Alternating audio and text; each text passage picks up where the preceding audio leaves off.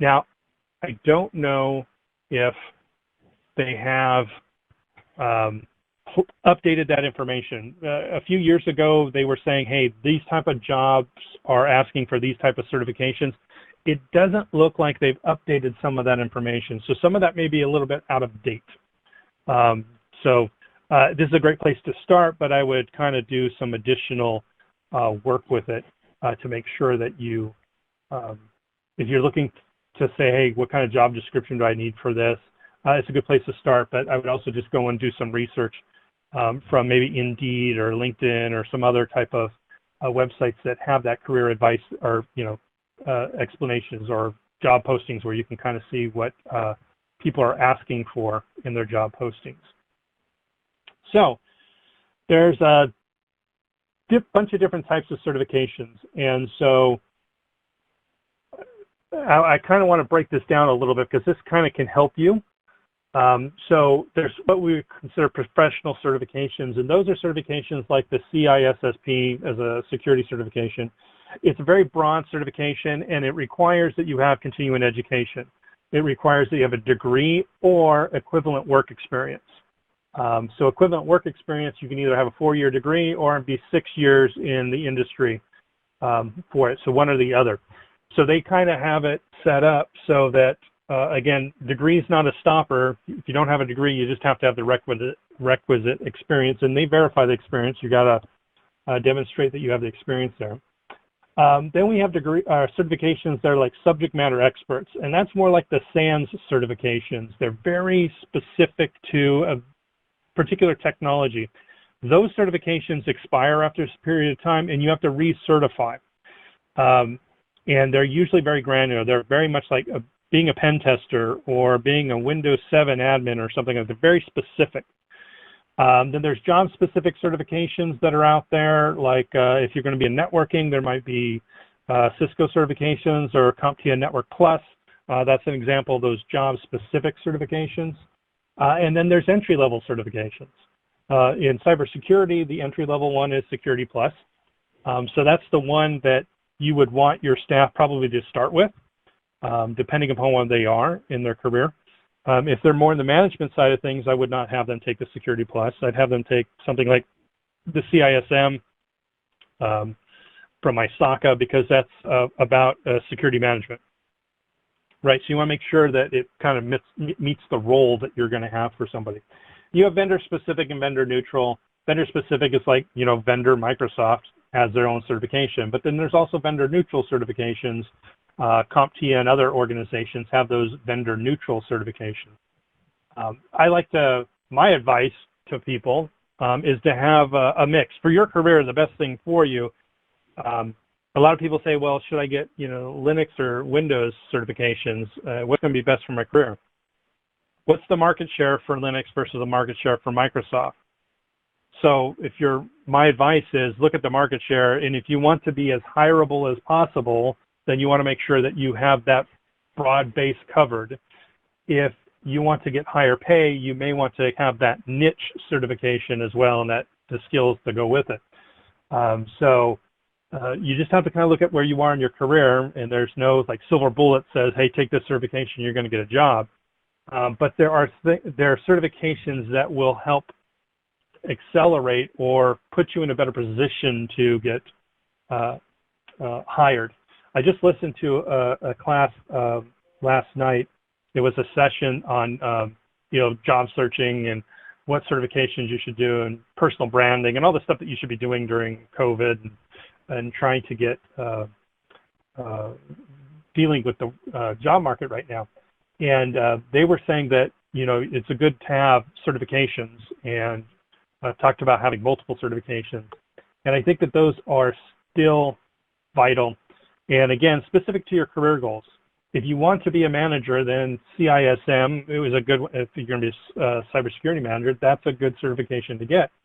If you don't want to be a manager, because by the way, managing is more about people and processes and less about technology, even though it's related to IT. So if you want to get into that, understand you're going to give away a lot of the technical aspects. You still need to kind of understand the basics of it, but you don't need to be the technical down in the boots on the ground guy. So if you're getting and then like to add in, do you mind if I jump in on that? Because there's also a technical manager role, right? And as a technical manager, you are expected to be up to date and understand the technology and quickly come up to speed so that you're leading. It's some places you're as a technical manager, you're both the technical lead and have managerial duties. Others, you're just a technical manager that has a tech lead that works underneath you and to make that project happen. But there is that job role out there, and that is a fantastic opportunity as well. Yes, thank you for that, Brian. And so again, what Brian added there is specific to your goals. What is your career goals? You kind of have to evaluate what they are. I think 20 years ago, I actually wrote down what my goals were, and I said, by the time I'm 50, I want to be here, and then I worked my way back. Right? In order to do that, I have to have this degree, this certification, these certifications, this much of work experience, and I kind of that became a trajectory for my career and my career goals. So at some point, probably like 10 years ago, I stopped taking certifications for Microsoft Exchange Server. And because I had gotten into it, and one of my first roles was supporting that, and I wanted to get into cybersecurity, and I got into cybersecurity. And I still kept up with my Microsoft certifications for the longest time. And then I had to say, I don't have time to do all these certifications. So what value does it bring for me to continue to be Exchange certified? And I saw the writing on the wall with Office 365 coming in, and Microsoft offering hosted Exchange services. I was like, this is kind of something that, especially for a smaller organization, not something we want to deal with necessarily in-house. So that's a good example where in my career where I had to cut loose because having to keep up with just the regular continuing educations I need to for my main certifications, my cybersecurity ones, takes a bit of time. So now, talking about top certifications for cybersecurity, I probably should have put that on the slide, cybersecurity, but so the top ones are coming from ISC Squared, ISACA, SANS, EC Council, and CompTIA. And if Rob was here, which I actually just kind of messaged from him, he's at the doctor's with a sad face, so that doesn't sound good. He has certifications on all of these because he teaches for a university and he teaches certification courses for all those. For me, I had to look at it and say, okay, what is my job role? What do I want my job role to be? And then what certifications I can have. I look at a lot of job listings and it seems like the job role that they're asking for, they just throw in a bunch of certifications and they don't understand what those certifications are. Like I keep on saying certified ethical hacker. And that's a great certification to have if you're going to be doing that type of work. But if you're going to be a pen tester, that's probably good. If you're going to be on the software development side, trying to test systems, that's probably good. If you're going to just be a cybersecurity manager or regular IT folk or incident responder, that certification is not necessary. So looking at what the certifications kind of cover and say, does that fit the career or my staff, what skills I want my staff to be able to have. A lot of people got it because it was one of the top paying certifications, right? For those that are gainfully employed in that aspect of it, yes, that is, you can get paid a lot more being a ethical hacker than you can get paid being a manager, a cybersecurity manager, CISO even. So whatever your career is, tailor those towards it. And CompTIA just came out with a whole bunch of new certifications a couple of years back, starting with the CISSP certification. They have an analyst certification now, and then they just added a pen test certification to their Security Plus. You got Security Plus, you can work your way up to a CASP, which was more of a maybe like a technical management lead on that. So they have a whole slew of certifications now that can kind of fit in there. The federal government has requirements, DoD has requirements that if you work on a system and you're doing cybersecurity or information assurance, you have to have certain certifications. I don't always agree with where they place them, as far as the technical level of them, but for the most part, it's fairly decent. And a lot of other organizations are starting to adopt that same mindset for security's sake, that if you have someone who's a Windows admin, they have to remain certified in Windows or they can't work on the systems, which means, and this is the federal government, which means that you don't have a job if you don't remain certified. So that's I had one of the guys, I was doing a class and it was for a Navy guy, and he was saying, I need to take a class, and he says, can I hire you just to teach me? I need to get up to speed on Windows Server. I'm like, well, why do you need to get up to speed on Windows Server? He says, because I'm not allowed to touch the Windows servers, only my staff is, because I'm not certified in it. So I thought that was kind of funny. He has to manage staff, but he can't touch it because he's not certified. So it's interesting that organizations see the value in the certification and they're kind of pushing towards it. So when you look at certifications, sorry, my slides are just like slow as molasses. I don't know if they're working or not. I'll give it a second. I'm not sure what the next point. There's sometimes this is laggy. So what's best for your career path? The real question is, where are you in your career? Are you just beginning? Are you mid-career?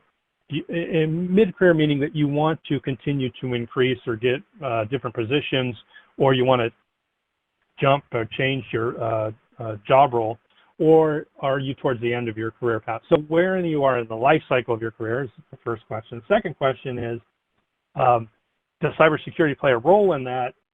So what kind of certifications would I want to get on the cybersecurity side of things? And then the other type of is, what IT certifications would I want to have, if any? And then other certifications. There's all kinds of other certifications like project management certifications. Those are great for IT stuff. ITIL, another great one.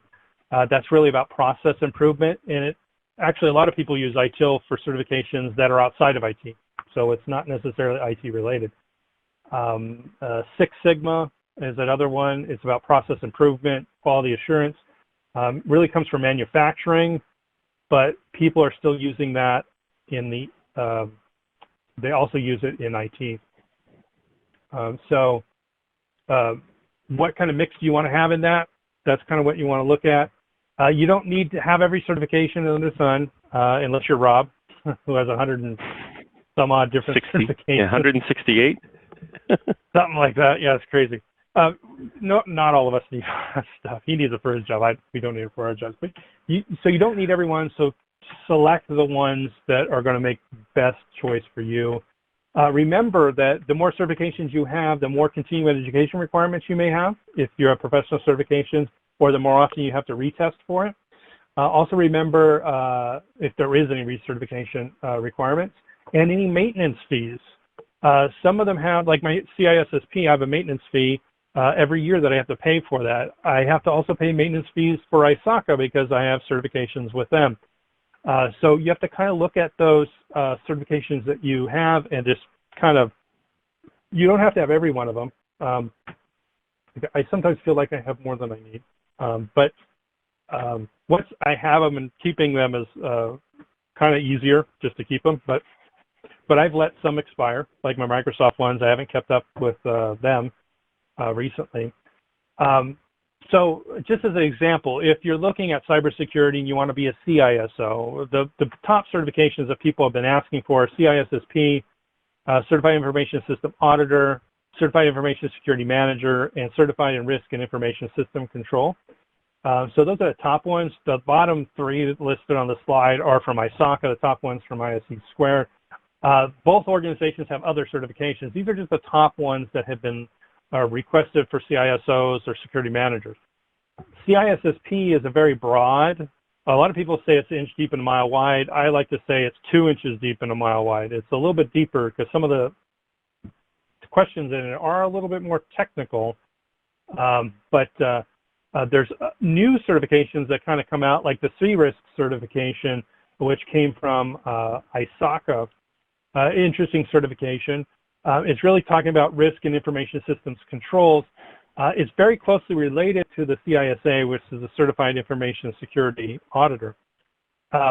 One thing about ISACA certifications, understanding the knowledge base for each of those is important, because a thing that sometimes people get mistaken about, or I've run into the mistake about it, is someone says, hey, we want you to have a CISM, a Certified Information Security Manager certification. Great. I have a CISA. And they go, oh, you don't have the right certification. But wait, the CISA includes all the knowledge that is in the CISM, right? In addition to that, it requires that you understand how audits work, right? So how do you do testing and assessments and all that kind of stuff? If you're going to assess or test something, you need to understand how that thing works, that process works, or what information security management should look like if you're going to test it. So the CISA has all the same information as the CISM, but again, HR folks don't necessarily know that. And so they're not always up to speed on what the latest or what is included in each of the certifications. Another one, so ISACA or ISC Squared has their certifications.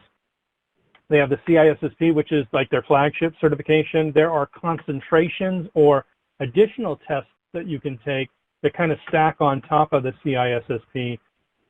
One's about architecting and engineering, one's about management. So they're just an add-on to the certification. Sometimes people call them stackable. But then they also have one specific for healthcare industry. They have one specific for cloud security. They have one specific for software security. So they have a well-rounded set of certifications to get you specific to where your job role is. CISSP being kind of like the base for a professional, then maybe on top of that, you may want to specialize in a specific area. A good example of this is a certified public accountant, so a CPA. In order to become a CPA, you have to understand accounting, bookkeeping, financial reporting, auditing, and taxes. But just because you're a CPA does not mean that you understand or can prepare tax returns, right? So that's a separate skill set beyond just regular CPA. The CPA kind of gets your foot in the door, and then you would have your education beyond all of that. Similar to here, the CISSP is kind of like that broad, hey, you know a little bit about everything. But it's a little bit deeper than that. But you know enough about it. It's actually considered equivalent to a master's degree. So you have that, but that doesn't necessarily mean that you're going to be a good auditor. I know a lot of people that are CISSPs that have never done an audit or an assessment. They don't know how to conduct an audit or assessment. And when they get thrown onto a team to do an audit assessment, they're not doing the appropriate procedures. And it's because there's that just the knowledge that's just mismatched there. So that's one area that I would suggest that you just pay attention to. So this just actually came out that the CISSP is equivalent to a master's degree. And it was done through an extensive survey. In the UK, there's a certification agent. They kind of went through it and they kind of compared it with the knowledge base necessary for a master's degree. And so they actually say a CISSP is equivalent to a master's degree in the amount of knowledge that you have to have for the certification. So that's a good thing. The problem is, again, HR doesn't know this, and they're not going to see a CISSP as being equivalent to. They're going to be looking for, and especially a lot of the automated systems, if you apply for an organization, if they have an automated system, it may kick you out because you don't have a master's degree listed, if that was one of the job requirements. Or you may not be getting listed because somebody has a master's degree and you have a CISSP, and so when the computer does its algorithm on your application and resume, you may get looked over. And that's unfortunate. It's something that I think needs to be fixed. My slides I don't know, Brian, are your slides disappearing like mine are? We're still on the EC Council slide. Okay. So EC Council is another organization that has cybersecurity certifications. Take a look at some of the stuff they have. They have ethical hacking, the CEH, which is kind of like their premier one that they have, but they have a number of other ones. They just have some fundamental certifications, so those are more kind of geared towards entry-level type things. We also have hacking and forensics, disaster recovery certifications, and they also have certifications for Chief Information Security Officer. So they actually have a certification for it. Now, this certification, although it says that it's there for CISO, it's not one that I've seen anybody ask for yet. So the problem with a lot of these certifications is they come out, people don't know about them. EC Council is well regarded, but if they have a new certification comes out and people don't understand it or don't know it, it's not going to show up as a requirement anymore. So you may want to, in your cover letter, if you're sending a resume, we need to explain some of that to the hiring folks, or explain that if you get an interview. For your folks and your staff that you're trying to train, it's well worth it to kind of take a look at all of these things and say, okay, where do I want them to have their specialty in? If you have an application that is running on Python, having someone get a micro degree in Python security that EC Council sponsors might be a great solution. So it's worth taking a look at those possibilities that they have. Okay, I tried to click the other slide. What slide are we on, Brian? Sorry, it's the Get Certified roadmap. Okay. It's just not showing on my screen, but luckily earlier there was, just to let you know, earlier there was an actual issue with the audio, and so when the participant mentioned it, I had jumped on with support in the background, and the audio bridge was down, but they did get it back up. So I had worked and was notified. So if there are technical issues, I am chatting with them in the background. Great. That kind of, well, anyways, if you have questions that you didn't get in this one or you're missing part of it, just drop us a line, we'll do it. So SAN certifications, they have a bunch of different certifications. They have a ton of certifications. So they have, they kind of divide them up into different areas: cyber defense, pen testing, digital forensics, and instant response, developer, and management and leadership. And because they have it in those different areas, those are kind of like the different skill sets or job roles in a very high, big bucket list under cybersecurity. So again, this is where you want to know where you want to roll. If you want to be in management and leadership, you want to look at those SAN certifications. If you want to be in cyber defense, setting up stuff, then you want to get into those certifications. And they kind of broke out all their certifications to fit into those job roles so that you better understand where you're going. And SANs are very well regarded certifications. Definitely would recommend those. Most of those are considered like subject matter experts. So as if you heard earlier in the session, that means that the requirement is that you recertify, I think it's every 3 years. Some of them may be different. Not sure exactly which one. I'm not sure that all of them have the same certification cycle, but to recertify, you need to be, to keep the certification going forward. So it's only for a certain period of time. It's not like CompTIA, ISACA, ISC squares are all professional ones that you do continuing education as a requirement. And that was because they became certified certification organizations. CompTIA, again, CompTIA has a lot of the vendor neutral type of certifications. They have ones on cloud essentials, project management.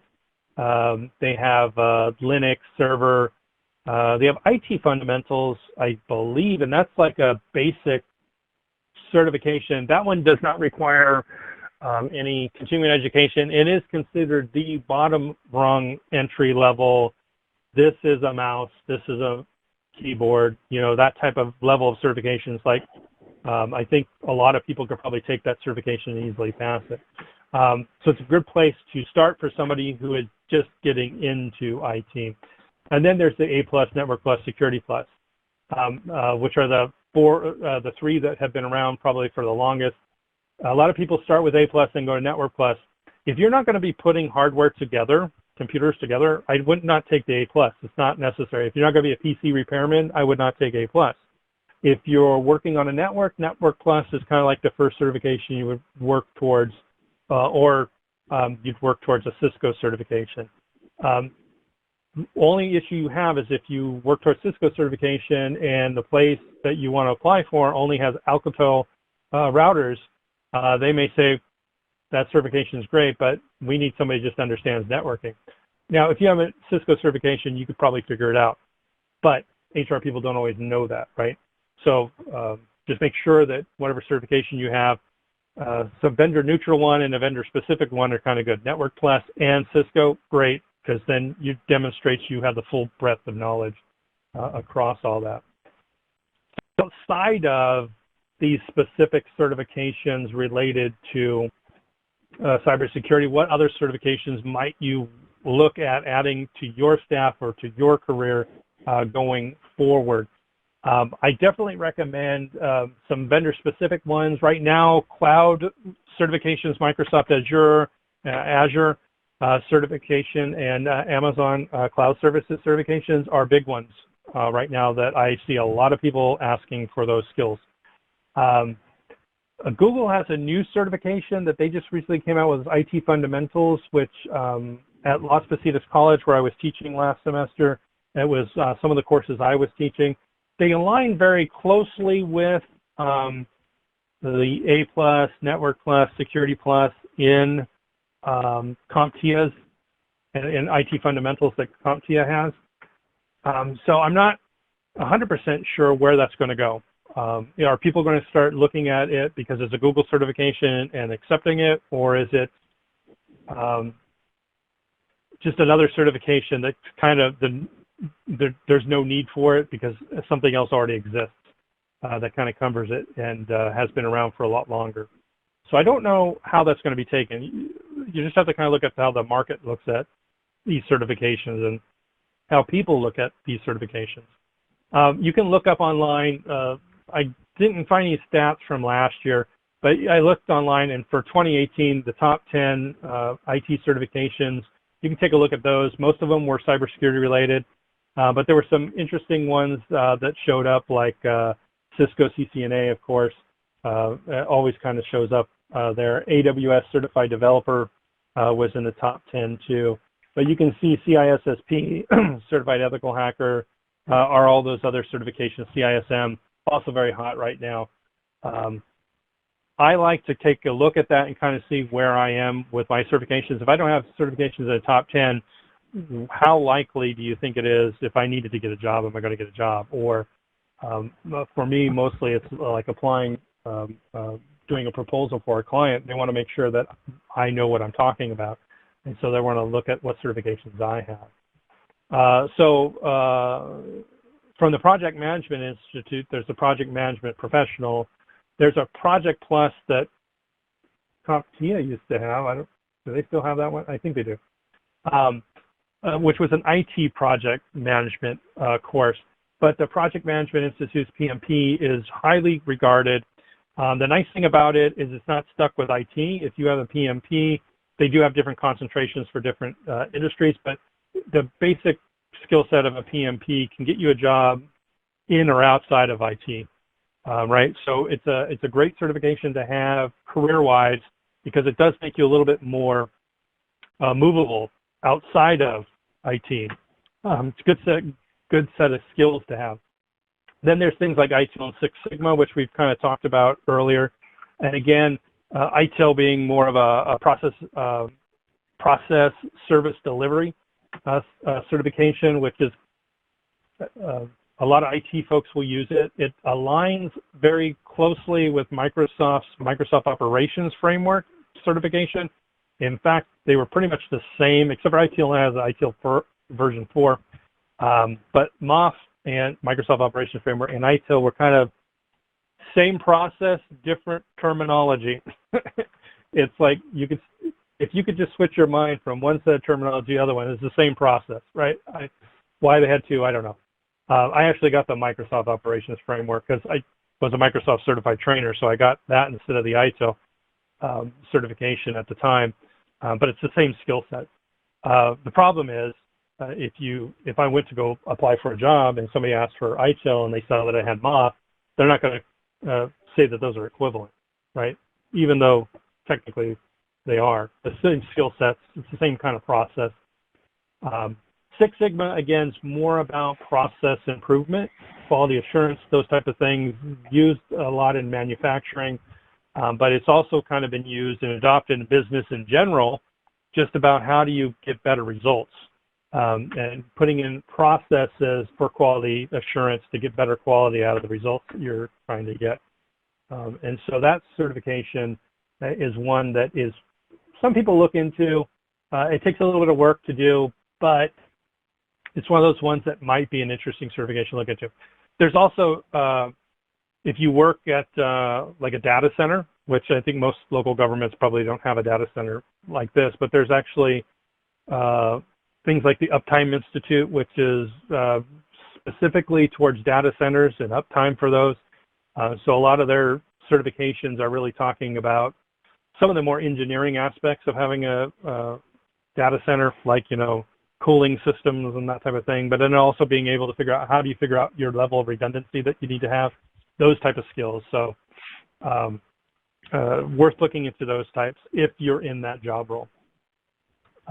Issues. So do you require certifications or not for your staff? I find that as an auditor for local governments, most of them do not have requirements for it. Yet in the federal government, I'm starting to see almost every agency have requirements for it. So the government is starting to have it. And one of the pushbacks I've gotten from staff asking them about that at local governments is, well, you know, union. And most unions actually have requirements for certifications. In other words, in order to be on a priority list or something for unions, whether it's a truckers union or whatever, they would have certifications, whether they're a journeyman or whether they're apprentice, and they have levels within that hierarchy within unions. Now, in IT, we don't have that. So does it really seem that it's unfair to impose that on it? I don't think so.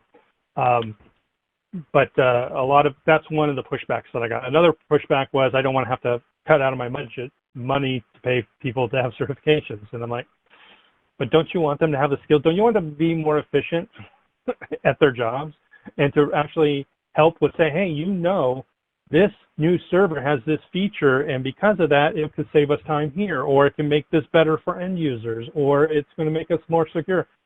You want them to have that. And so HR, for the most part, is still kind of stuck on this, what do you want to call it? They're stuck on this idea that a degree is the biggest, best thing in the world, and they don't, so a lot of them don't understand what certifications are, or they'll put up a certification, a Microsoft Certified Systems Engineer.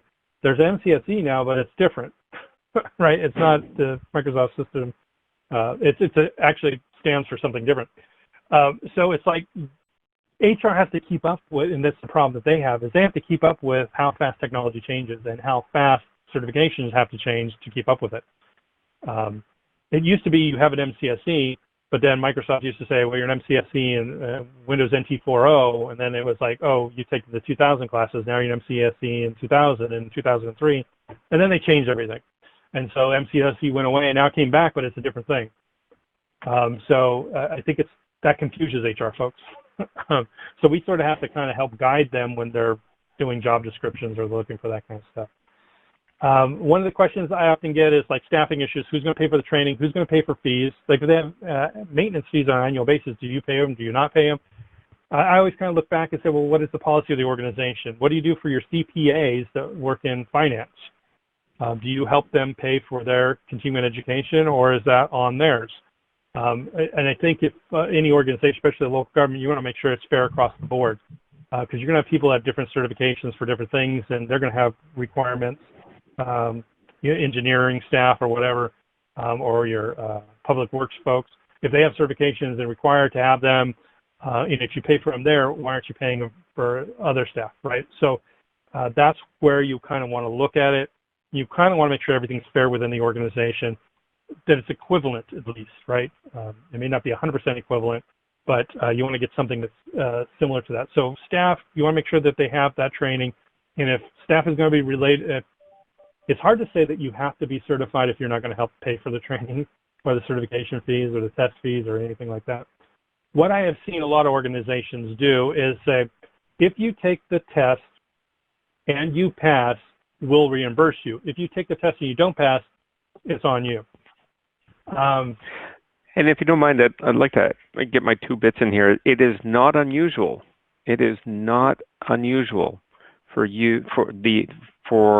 the company to come back and expect you to study on your own time. Don't expect to stop work for 2 hours a day to study for an exam. Expect to be asked that you take care of that on your own time, after hours, before hours, on the weekends. And that is, whether I agree with that or not, it is immaterial. The reality is that is common business practice throughout the IT industry. It's common practice even for accounting firms. So an accounting firm like where I work, people get out of college, they're CPA candidates. In other words, they've got all their requisite courses done. They may have signed the ethical stuff, and all they have to do now is take the exam, but they need to study for the exam. And I can tell you that for most CPA organizations, they require that they study on their own time. And it's a significant investment of time. It is. You know, the CISSP, I had to study on my own time for that certification, myself too. And I remember I took 9 months and I planned out to go over all the different domains. There's 10 domains at the time when I took the exam. I planned out for the 9 months that I was going to do like 3 weeks per domain. And I studied after hours work and on weekends. I would go to my mom's house. My mom's having a barbecue. Kids are running around. The family's all talking, all this stuff. And I have a book in my hand and I'm highlighting and writing notes and doing that kind of stuff. It is a significant input of time that you have to put into studying. But I look at it this way. That was for me. That makes me a better person. Well, I don't know if it makes me better. It gives me a better skill set. It helps my career. It's my career, after all. It's not the city or the organization I work for's career. It's my career. And I take that with me when I go. So for me to spend time on it, I don't have a problem with it. It only makes me better, right? So I'm not saying that I agree with it. I'm not saying that I do think, and a lot of organizations will allow you to have like continuing education as a part of keeping you there. So that's an interesting point, which is a twist on this. In order for you to get your CPA, most accounting firms will require that you do the studying for the CPA on your own time. However, after you have your CPA, a lot of the CPA firms will say, okay, you need 20 hours of CPE a year, and we're going to give you those 20 or 40 or whatever it is. So they will actually incorporate that into your time. So that's something to consider as well. I think giving staff time to attend webinars like this, and if you're attending one now during this live and it's, the middle of the day, if you're not taking lunch while you're doing this, it's a part of just your learning on the job learning. So you'll see it in both ways. So there's this new idea of just-in-time training or education or learning. And the idea comes from the just-in-time manufacturing concepts that came out of Japan. And the idea is don't have anything there until you need it. Don't waste time learning something until you need to learn it, right? And so there's a new movement out there that says, hey, in 6 months, we're going to have to do this project. Everybody needs to start working on project management skills, that type of thing. Or, we're going to start coding this page in Python. Okay, now we need to learn Python. Those types of things are kind of like the idea of just-in-time training. As you need it, you go and do it. The issue with that is it's usually much smaller chunks of information, and you already have a knowledge base to get you through most of it, but not to get you all the details. And so the just-in-time training will give you all the details. So it's not like, oh, I'm going to do just-in-time training. I have no experience in IT. I'm just going to apply for an IT job and just learn as I go. That's kind of what they're looking at. They're looking at, you have the basic knowledge, but now you need specific add-ons. And that's what it is. Usually not certifications, but that's what, LinkedIn Learning's for, edX, those type of things. They have courses on how to do PowerPoint presentations, whatever. Those types of skills, when you need them, they can be available for you. So that gets us kind of out of certifications into education. And what a big question people always have that we'll talk about a little bit is, do I get a degree or do I not get a degree, right? Is it worth it to get a degree? And I think that if Rob's here, he would probably say for his job, he definitely needs a degree. He teaches at Indiana University. His requirement is that he has a degree. If you're going to be in higher education, or if you're going to work as IT folks in higher education, they obviously are going to put a high value on a degree, right? Other organizations may or may not. And again, remember, sorry if the sound wasn't working earlier, technical difficulty on Bright Talk's side, but I did talk a little bit about Google having a requirement that you had to have a computer science degree in order for you to work in the product development. The problem was they lost at least 3 or 4 good people because they didn't have a computer science degree who went on to create large businesses like Twitter, right? So if you put in a thing saying that you have to have a degree and they don't have a degree, but they have the knowledge and the ability, you just lost a good employee. And now they can be a competitor, right? So not that if you're a local government, you're going to have a competitor, but you're going to lose them to another local government because somebody else may hire them because they have those capabilities. So a degree is kind of important, but I don't want us to say, let's put all our eggs in one basket. Now, I don't want to put Brian on the spot, but Brian, what do you think about a degree? I think it depends. I think you bring up a lot of good points. If you're going to work for the federal government in any manner or speak for IT or technology services, a degree is going to be a requirement and it's going to be super important. I can tell you that one of the issues that we ran into is that setting up and looking to become part of the government vendor process, they wouldn't even talk to us unless, one of the requirements was they wouldn't talk to the contact person unless that contact person had a 4-year degree, which that was quite interesting. What that had to do with purchasing Microsoft software is beyond me, right? It didn't make sense, but it was a requirement. But in the real world, a lot of, I'm going to say, medium-sized businesses, while a degree is preferable, it's not required. And I meet many, many people in many organizations that don't have degrees whatsoever. And it is completely optional. The times are changing, and I don't have a good feel for which direction they're changing because of how things are now 100% remote, and education's remote, these micro degrees, there's a lot of change that's happening. So in the next, I'm going to say 6 months to a year, I would expect to see a shift in what HR requirements would look like. So that's my 2 bits, if I can share anything with you. Yeah. So again, looking at what your career goals are is going to determine whether or not degree is going to be important or not in that aspect. If you just want to be a network admin, you want to take care of this stuff, keep the lights running, help users out or whatever, maybe a degree is not necessary, or maybe whatever degree you already have is good enough, or your staff has.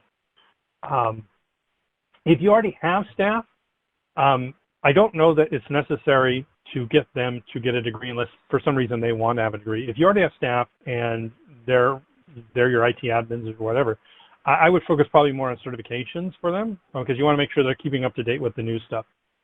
College degree may not necessarily bring a whole lot of value to your staff at their particular juncture in their career. But for them personally, it might. So that's one of the things you kind of have to look at.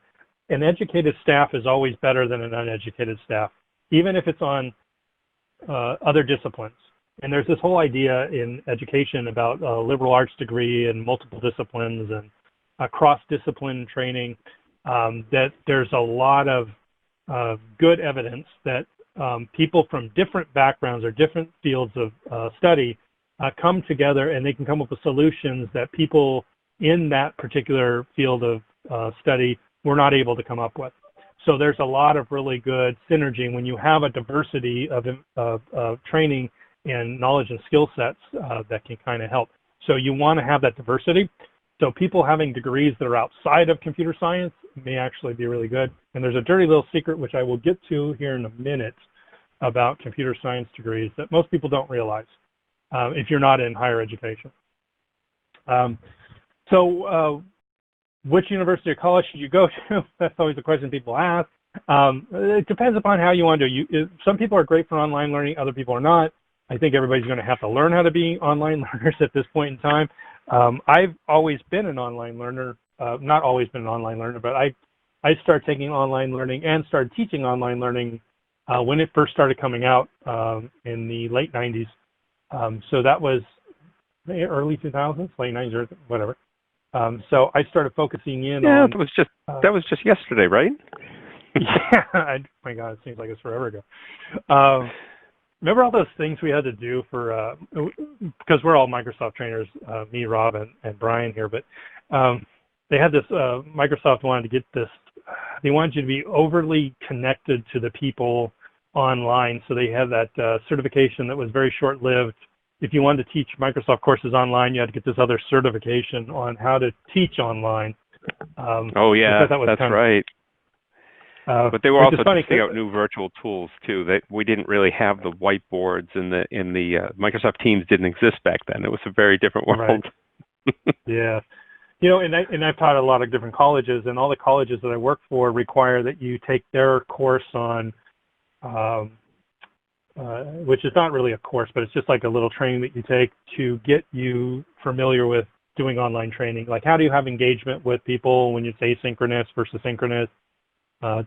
Training. So if you're on and watching live, this is synchronous training. If you're watching it afterwards, that's asynchronous, right?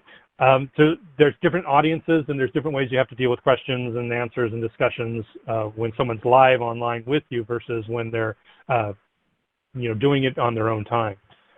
So knowing that kind of stuff is kind of important. But getting back to which university or college, that really just depends. Rob got his degree from Western Governors University, which has a really good program. I looked at it. They have a cybersecurity program, master's degree, and I think they have a bachelor's degree as well. They also have IT management and some other stuff. The interesting thing about them, and I'm not trying to necessarily plug one over the other. They have a really interesting model, and that is that you can test out of things. So if you already have the requisite skills of something, you can test out of it, and they charge you per semester rather than per course. So if you look at their IT master's degree or MBA in IT or whatever, I forgot what it was called, whatever it is, you look at it and you say, well, I know most of that stuff. You could go in theory, pay for a semester and test out of every one of those courses. And if you can test and pass the test, you don't have to take the class. So if you look at any type of certification courses that you would or degree courses that any college has, and you look at it, because they're all going to be very similar, because they all have accreditation, so they all have to kind of cover the same stuff for the same type of degree, but some of them will be slightly different. So if you look, if you want to have an MBA in IT and IT project management's one of them, and you already have a PMP, why are you taking the class? That's a waste of your money. That's where something like Western Governors University would actually help, because then you could take the test and just get out. Some of them, if you have the certification, you automatically pass the class, right? So, so that type of college is growing, and it's an accredited college. So that type of college is kind of growing. The overpriced private schools that kind of ramrod you through, a lot of them have kind of disappeared. They all lost. In 2008, they started dying off because the economy was bad. A lot of people switched back to going to community colleges because community colleges now have online classes, whereas before they didn't have as many. So they have a lot of the community colleges are now having, and some of the universities, having it so you can get your full degree online, so you don't have to go to different locations. So those certifications. The thing I always look at is like, what is the reputation of the college? It usually doesn't matter. If you have a degree and it's a master's or an MBA in IT management, for the most part, it's not going to matter whether you got it from X or Y. It may matter you may get one extra point if you had your MBA from Harvard, or Berkeley, or, a big name college, if you got a degree from one of those, that might actually make a difference. But most of the time, it's not going to make a difference if you're not coming from one of those. And if you have the ability to pay for Harvard, you don't have this issue. So, so if you go to a private college, it may make a difference, but usually it doesn't. So I wouldn't worry too much about that, except for the fact when you look at mini or micro degrees, that may actually help. Because if you're going to get a certification from a college, a bigger name college, you can get them for cheaper. I think if you look at part 1 and in the downloads available in part 1 of this session, so you look at our channel on Bright Talk, go to part 1, there's a link to a couple of different programs. And one of them is UCLA has a program for cybersecurity and Stanford has a program for cybersecurity. Those are both very well-respected colleges. Technically, you might call that a mini or micro degree. It's basically a mini or micro degree is just a certificate. It's a college certificate. It's just they have a different name for it to kind of emphasize that this is like a smaller degree. And that's what a certificate always was in a college. So those certificates kind of help. Most HR folks don't look to those, which is unfortunate. But if you were going to get a cybersecurity certificate, so let's say you don't have a bachelor's degree, but you can get a graduate certificate from some of these colleges, what they would call a mini or micro degree. And so you can have a micro degree in cybersecurity from Stanford. The fact that you have Stanford on your resume looks a lot better than a certificate from, some other place, some relatively unknown community college someplace. And I'm not trying to bash community colleges because I work for them. I have in the past. They're very great places, and the certificates are probably the same level and same caliber as the Stanford one. It's just Stanford has that name. It's a private college, so it has the name and recognition for it. Well, a lot of these have now moved to these massive open online courses. A lot of them can be free, where you can just learn. You don't get a certificate unless you then participate. So if you then participate, then you can get a certificate.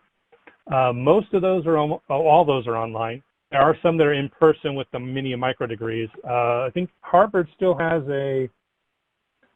it's affiliated with Harvard. It's like a mini MBA, and you go on site for X amount of days. It's like 2 weeks or something like that, and they kind of go through all this stuff. I think it might be the Business College Club or something that hosts it. I'm not 100% sure. It's been a while since I've seen it, but that one's an example one that was online, or in person rather. And it's kind of like a micro degree, but it's online, or a certificate if you rather. So from the education point of view, those are some of your options. Now, edX, did the slide change for you, Brian? I'm just taking a look here. It looks like it says edX. Yep. So edX has a number of different programs, and they work with other colleges. And you can see here they have MBA core curriculum. It's for University of Maryland, sponsored it. Then they have the Science of Happiness at Work, Berkeley is sponsored it. So they have a lot of different types of MicroMaster programs, as they call them. They are sponsored by those other colleges. Those other colleges produce the courseware for them. So they're, but edX basically is the online platform that they use. And so you can go through it and do it. The issue with it is the certificate says it comes from edX and Berkeley X, if you see the Berkeley one. So it's not UC Berkeley, yet they designed the courseware. So the question is right now is how do people view these, and how does HR view them, which they're not really viewing them right now. But then how do other folks view these as far as do they bring value to employees and staff having those? Definitely having the skill set and the knowledge base for that is probably well worth it to go through some of these courses. Most of these you can take at your own pace, and then you can have something to add to your resume if you have nothing. So and this is really helpful. Yeah. I'm sorry, I'm just giving you a heads up. Apologies, but I have to drop. I have a client that just pinged in. So I would love to recap with you later in the group here. So I just giving you a heads up. Thank you. All right. So hopefully I am on the screen that's telling you now about LinkedIn Learning. LinkedIn Learning has a lot of similarities with edX. They have a lot of different courses that you can get. You can pick a topic like leadership and management, software development, whatever. So they have a data science degree and stuff like that. So there's certifications. So there's a lot of really good stuff out there in those. And I don't want to say that edX and LinkedIn Learning are the only ones out there. There's lots of them out there, and they continue to keep on growing. If you ever saw lynda.com, that was purchased by LinkedIn and became LinkedIn Learning, and then LinkedIn was bought by Microsoft. So anyways, it's interesting how it just kind of moved up. So there's one note that I would make about this, and this is a dirty little secret that just exists out there, and I don't know how to kind of, and if you're not in education, you may not necessarily know that this is happening. So there's three different categories of computer technology or computer courses that you can take at colleges, and they divide them up into different schools within the organization. So a lot of schools will have a science, technology, engineering, math, STEM division, and they'll put computer science in that, and computer science does fit into that. But they'll take computer networking technology and computer information systems, and they will put that in occupational education or business school. And there's some good or bad things about that. One, if you ask for a computer science degree, somebody who has a computer networking technology degree technically does not have a computer science degree. And so what is a computer science degree really designed for? It's designed for people who are going to be designing systems. And by designing systems, I mean they're going to be designing the hardware that makes a system. They're going to be people that develop chips and motherboards, and they build those things from scratch. Or they're going to be developers who are developing software. That is what computer science generally is. Computer networking technology is probably the people you want to hire. They're the system admins that keep the systems up and running. They implement the systems. They maintain the systems. So asking for a computer science degree, you're probably asking for the wrong thing because they're training people the wrong way. Not that they're training people the wrong way. They're training them for a certain job set, and then you're hiring them thinking that you're getting somebody with a computer science degree. They're going to know about networking. They may understand how the bits travel across the how TCP/IP stack works, but they're not necessarily going to understand how to set up a router, because that computer science degree does not focus in on those things. That's where you get into computer networking or computer information systems, the occupational ed or business schools. So these academic divisions are just legacy things that academics can't seem to get past. This all should be kind of like put together into one school. It should be considered STEM and occupational ed, not STEM or occupational ed. And so why do I make the difference between STEM and occupational ed? Because there's specific funding for STEM and there's specific funding for occupational education, and they come from different funding sources. So if the state of California says, hey, we need more people in this, we need more people that have these type of skill sets, or we want to get more people employed, we're going to put a certain amount of money in occupational education, which includes things like welders, and auto mechanics and stuff like that. That's considered occupational ed. And computer networking technology gets stuck with that. And so the money source has to be divided amongst those skill sets. So the welding, the manufacturing, all that kind of stuff, fire science, you know, if your school has that, is all under that occupational ed. And so they're competing for those dollars there. But they're not getting, for computer networking technology, which is where cybersecurity usually fits, they're not getting any money from STEM, because STEM has to go to STEM classes, and STEM classes are all computer science-based classes. So this disconnect is causing more problems than it's solving. And the academic institution doesn't seem to care, or the people that do care aren't getting any traction on fixing the problem. One of the problems I run into is you can see a computer science STEM.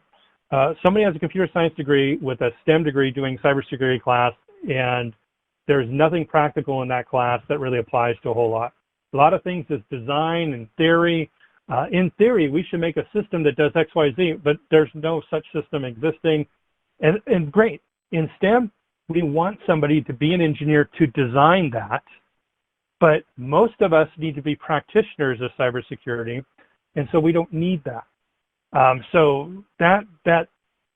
But there's overlap between those two, and we want to make sure that the STEM and the occupational ed work together, because there's a lot of crossover in the knowledge skills that are necessary. So anyways, this academic division that most people don't know about, you're asking for somebody to be a computer science degree, which has a high requirement for math. You are automatically eliminating a number of people that are qualified to do the work, but because they don't have the math skills. There's a high level of math skills necessary for a computer science degree that is not necessary for anybody to do Cisco, to do system engineering, to do cybersecurity, or to run databases. It's not necessary. So take that into consideration when you talk with HR folks. A lot of folks are now putting in computer science or equivalent degree. That kind of helps. But you may have to look at it case by case. If you're looking at hiring somebody, you want to take it that case by case. Don't throw somebody out because they don't have a computer science degree. Understand what a computer science degree really means. Somebody can have a computer science degree and somebody can have a CCNA. The person that I would hire, and the CCNA may not have any degree whatsoever. If I need somebody to run my network, it's going to be the CCNA. I would not hire somebody that had a computer science degree, because they're going to be, if that's all they have, they're not going to be able to any help. They're not going to be able to run the network. So take those things into consideration. Know what they are for what they are. So is a degree worth it? All signs point to yes, they still are. There's been a lot of talk saying that that degrees aren't worth it, that you end up going to school for 4 to 8 years or whatever it is, and then you have a big college debt, and you're going to end up paying off of that for X amount of years. It shows that in your career, it does have a beneficial impact on your career. The question that hasn't been answered is, that beneficial, you get a slightly higher raise than everybody else that doesn't have it. Does that correlate to money well spent on the degree cost itself? That's where going to a higher end school is one of those one of the questions you have to really take into consideration. Does it really make sense to spend all that money on that degree if it's not going to actually open doors for you? Forbes had a really interesting article talking about, out of 100 students that go and get a degree, there's only about 2 out of that, 2%, that actually skyrocket because they have a degree. Everybody else kind of just fits in this thing where, yeah, it kind of makes a difference in your college, but it has value. Maybe it opened the door for you, but did it really actually pay off? That's a separate question that still needs to be done. SANS actually has, along with theirs, they actually have some graduate and undergraduate programs in cybersecurity that they partner with other folks to come up with a master's degree program that can help you get your certifications with SANS and get you a degree as well. So those are things that are worth taking a look at, as well as some of these certification organizations are starting to get into it. On the continuing education side of things, this is what you want your staff to kind of get into, and that is attend webinars, go to conferences. It's really sad that MISAC couldn't have its conference this year. I understand that, everybody's just trying to deal with COVID and remote workforces, that most cities' IT staff are now stretched fairly thin. So getting the conference to work this year was probably not in the cards. But There's a lot of conferences out there, and remember some of this other ancillary training or cross-disciplinary training may be helpful for some of your staff into understanding.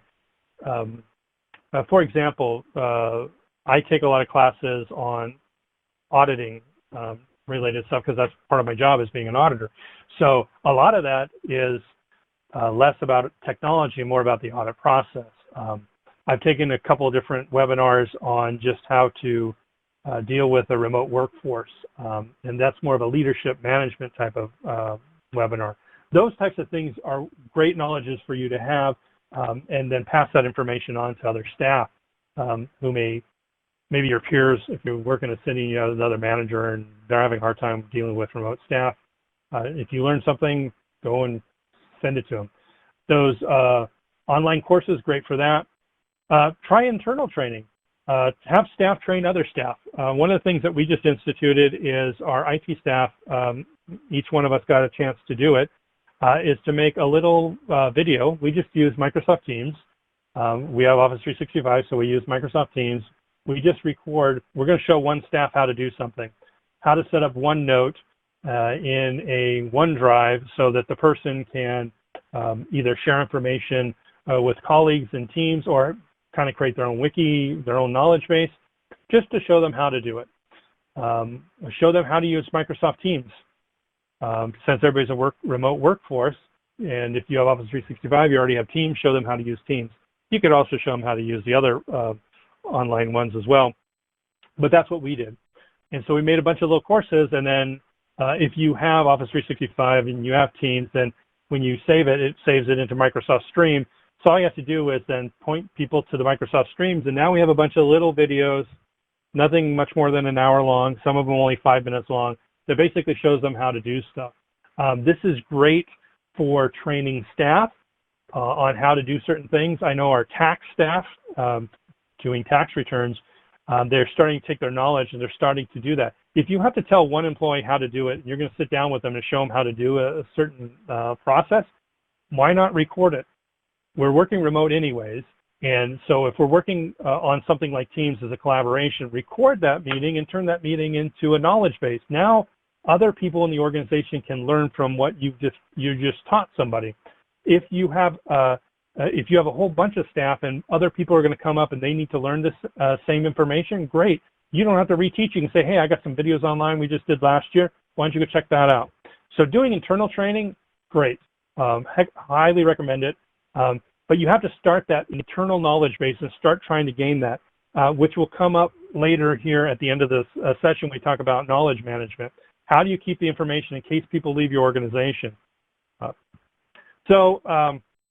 We kind of talked about this other stuff, certification-based training. That's just basically education to put you towards a certain certification. Just-in-time learning we already talked about. Stackable certs is the way that education was looking at going. It hasn't really, there's a lot of talk about it, a lot of people like it. And what that is, instead of you getting a degree, you get certifications in math, science, history, English, and it's just a proficiency level. So if you get up to calculus, you would get a math cert at a calculus level. And so basically what you would do is instead of you having a degree, a master's degree in something, you would have all these stackable certificates that would kind of be the equivalent, but then you could demonstrate that you have a proficiency in English at a certain level, at history at a certain level, at math at a certain level. Rather than trying to make people take a bunch of classes in the general ed that they're not really interested in taking, right? So this whole stackable certifications, people can then go back later in life and complete them. And because they can complete them, it can open up new certifications for them.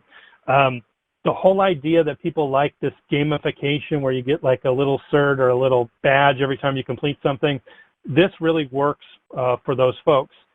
It also increases education success rates because in education, if you don't leave the college with a degree, you're oftentimes not looked at as a success. Well, as a person taking courses out of college, and I did this when I first I didn't get my AA right out of college. I took every class except for one. I needed one more class, and I didn't take that one class. But I took everything up to an AA, and I just did not, I didn't take the one last class. Oh no, actually I took all the courses. I didn't apply for the AA. Sorry, I had all the courses, but I got a job. So for me, I didn't need the AA. I was like, well, I got the job. I considered that a success. The college did not consider that a success because I didn't get a degree. So I came back later because I wanted to get my bachelor's degree. So I wanted to go to the next level. And I went back, and then they added a class. So the AA now recorded another class, and so I ended up having to take one class. But then I applied for my, then I got my AA. At that point in time, they considered me a success. So the colleges are starting to look away from that and say, look, what is success for a student is if they get a job, right? For some of them, that's what it is. If they transfer to another college, that's considered success because that's what their goal was. So what the student's goal is, did they get what they want out? That's whether it's a success or not. Unfortunately, budgeting from the state to the college may not work that way. It may be like, how many people are you, how many degrees are you issuing? It's changing, but I think it needs a little bit more work in those areas for that. So my advice for planning to the future is Schrodinger's cat. That's what everybody says. I just tell them Schrodinger's cat, and they're like, huh, what? Like, you don't know what the possible outcome is. Either cat's alive or cat's dead, right? You don't know what it is. So how do you plan for that? You plan for a path that you can adapt either way. So plan for two possible states. And I've told my staff this multiple times, and my advice to them for their career is plan as if you're going to work here forever doing the job that you're doing, and plan as if you're not going to be here and you're going to have to find another job. So in both of those cases, you need to continue to be certified. You need to continue to learn. You need to continue to improve upon your career. And if you take a middle path, then it doesn't matter whether you stay here working forever or if you have to change jobs, then you can adapt to those circumstances. What won't do you any good is staying stagnant. If you're stagnant, you're not moving, you're not adapting, and you're not going to be of value to the organization. And if you have to go to another job, you're not going to be employable, or not that you're not going to be employable, you're going to be less likely to be hired. And when I always look at this for career advice is like, your resume is going to get put in a stack of everybody else's resumes. What can you do to put yours higher up that stack, the closest to the top you can get it? And the more certifications, the more continuing education you have, the more degrees you have, all that stuff is going to get you higher in the stack, and that's where you want to be. So planning for the future, somewhere in between there, if you don't know that you're going to stay for an organization forever, you're going to retire from them, or if you're going to have to move on, you may want to just hit that middle road, somewhere in between. So that's my analogy of Schrodinger's cat. Take it for what it's worth. That's just my advice. Changing gears for the last few minutes of our conversation here, and that's talking about knowledge management. And knowledge management is becoming an issue because in the next 20 years, 66 million baby boomers are going to retire. So there's going to be a significant loss of IT knowledge in most of these organizations. So we need younger folks to have that same knowledge. So how can we save that knowledge from being lost from the organization? Think about this. Your organization, your city, your district, your organization, whatever it is, the knowledge of that organization consists of all the knowledge in everybody's head that works there. And if somebody leaves, then there's a loss in knowledge. That puts the organization at risk. It could put it at cyber risk. It could put it at risk of meeting the organization's mission. There's all kinds of risks that it can be. So how do you maintain that knowledge, and how do you not lose that information? Because that impacts innovation and customer service when it comes to IT. And oftentimes, senior management has no idea what information they're losing when somebody leaves an organization. They don't know everything that person knows. In organizations, when people leave and then everybody's scratching their head, well, so-and-so used to take care of that. I don't know how to take care of that. Those types of questions, those are the conversations you don't want to have, right? Because then you got to figure out how to do it, or you got to hire that person back at a higher rate to have them to come in and do it for you. So you want to come up with a strategy. Make sure you figure out what knowledge needs to be transferred, what processes, business processes are necessary for us to make sure that we capture that information. Determine who needs to have that knowledge, and then come up with a plan of transferring that knowledge.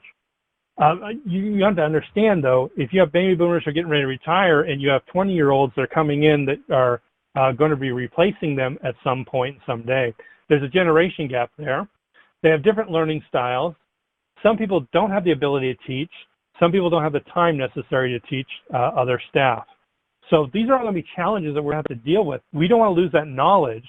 So how do we keep that institutional knowledge at a minimum lost when somebody gets lost instead of a maximum loss?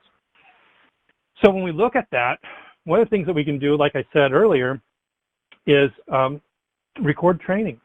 We started using Microsoft Teams to record training on showing people how to do stuff. One, it makes my staff more efficient. They don't have to show somebody how to do it again. They can say, hey, we have a presentation we did. If you watch this, it'll show you how to do it. It saves them time from having to go and teach 15 different people at different times the same skill. Two, it's now saved. People can now start looking for it on their own. So there's a couple of different tools that you can use for it. If you have Office 365, again, I'm not trying to plug it, but I'm just telling you what we use. We use OneNote as a way to keep notes on processes, policies. Our IT ops manual is all put in OneNote online, so anybody in the IT firm can search for stuff. We try to put trouble ticket information into that as well, like common problems. So it's almost like a wiki, and you can search it like a wiki. So you can say, if somebody's having this problem, this is how you set up the printer. Or if somebody's having a problem, this is what you do. So that people can look it up. Now, if you have a help desk system, it may have that knowledge management built into it. If you don't have it, you don't have the money for it, OneNote can do that for you. And if you have Office 365, it can be shared with everybody else. It's just a matter of knowing how to set it up. And then if you can use something like Teams to leverage its ability to record a session and then save that session. The nice thing about Teams is it will, if you select the language for the video that you just recorded, it will then do a transcript in streams so that if somebody's in stream and they do a search, it can find videos with those keywords in it. If somebody said something during the video, it can find it in there. So you can really leverage this. It's already in existence, and if you already have Office 365, you don't have to do anything extra. It's all there. You just have to set it up and then point people in the right direction. So that's one way to do your knowledge transfer program, but you're going to have to come up with something, because people are going to retire, and then you're not going to know how things used to get done, or where to find this information, or all that kind of stuff. So that's one thing that we recommend, is coming up with some type of way of keeping that knowledge and not losing it.